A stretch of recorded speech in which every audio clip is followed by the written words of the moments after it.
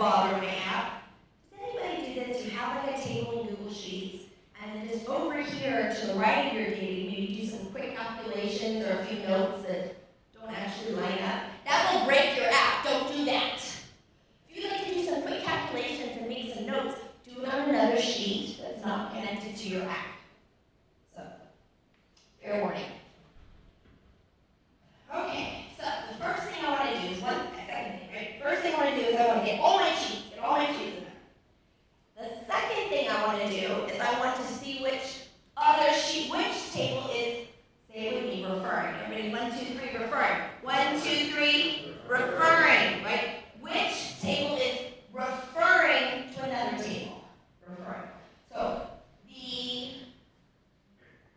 student ID here, on the checkout table, the student ID is referring to the student ID in the students table, right?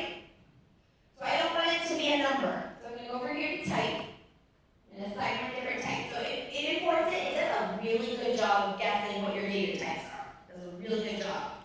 You should still always check them. Right? Double check, did it import it correctly? So I'm going to change it from number.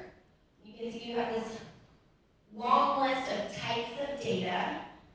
And in this case, it is referring. It's referring to another table. So I'm going to change the data type to REF. And that's what's really going to make this thing talk to each other. So I'm going to choose ref.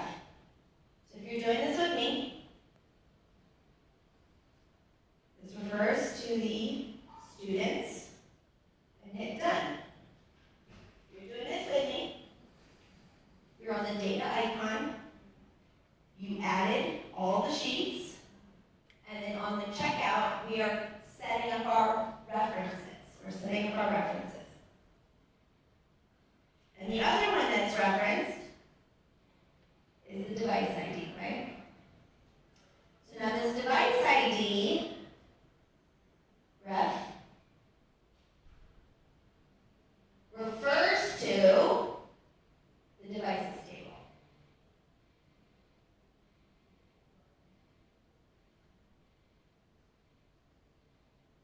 Why is the done button so tiny up at the top? I don't know. What is it? Save. Oh, that's important. I know it's going to be hard to believe, you guys, but there is a